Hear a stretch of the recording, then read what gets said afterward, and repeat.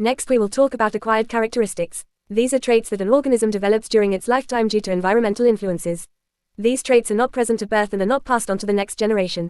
In simple words, acquired characteristics are changes that happen after an organism is born because of the conditions it lives in or the activities it performs. These characteristics are not inherited, which means they are not controlled by genes and cannot be passed from parents to offspring.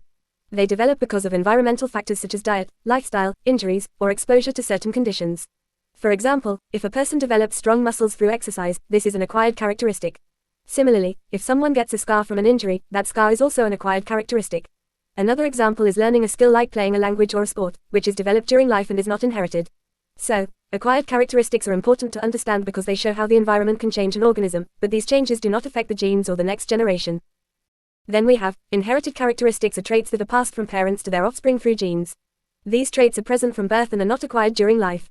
In simple terms, inherited characteristics are the features an organism receives from its parents through genetic information. They are controlled by genes and are passed from one generation to the next. For example, eye color, natural hair color, and blood group are all inherited characteristics. These traits are determined before birth and remain with the organism throughout its life. So, inherited characteristics are important because they explain how genetic information is transferred from parents to offspring and how certain features remain within families across generations. Now let us understand the difference between inherited characteristics and acquired characteristics. Inherited characteristics are traits that are controlled by genes. These traits are passed from parents to their offspring and can be transmitted from one generation to the next. For example, skin color and blood group are inherited characteristics. On the other hand, acquired characteristics are traits that develop due to environmental factors such as lifestyle, diet, or personal experiences. These traits are not controlled by genes and cannot be passed on genetically to the next generation. For example, a suntan and scars are acquired characteristics. So, in simple terms, inherited characteristics come from genes and are passed on, while acquired characteristics come from the environment and are not inherited. In humans, we can clearly see the difference between acquired and inherited characteristics. For example, a fair-skinned person may develop a tan after being exposed to sunlight. This tan is an acquired characteristic because it develops due to environmental exposure and it cannot be passed on to the next generation. In contrast, naturally dark skin is an inherited trait because it is controlled by genes and passed from parents to their offspring.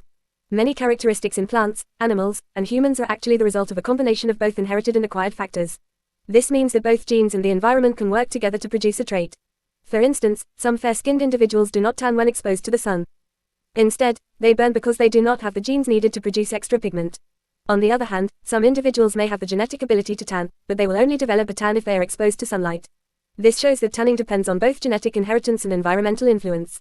So, we can conclude that acquired characteristics come from environmental effects and cannot be inherited, while inherited characteristics are controlled by genes and passed from one generation to the next. If we observe environmental effects, we can see how conditions like nutrition and disease can influence an organism's appearance and growth.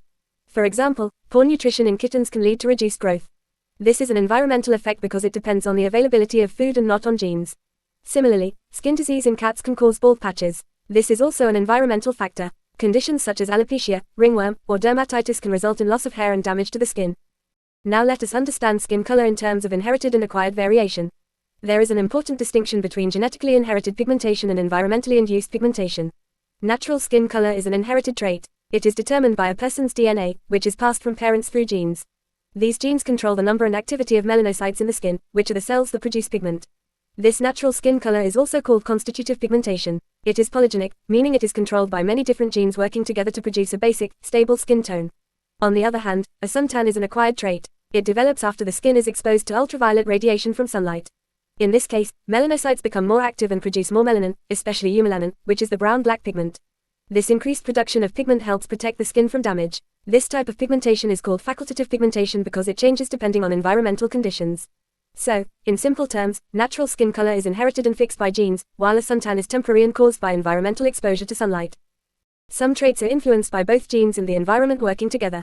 For example, a person may have genes that allow tanning, but they will only develop a tan when there is exposure to sunlight.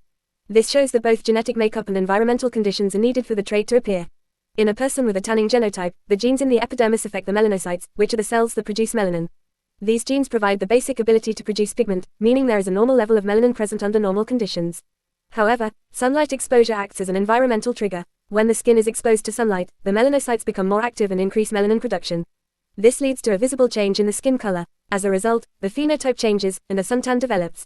This means the visible tanning only occurs when both the genotype for tanning ability and exposure to sunlight are present. So, tanning is a clear example of a trait controlled by both inheritance and environment working together.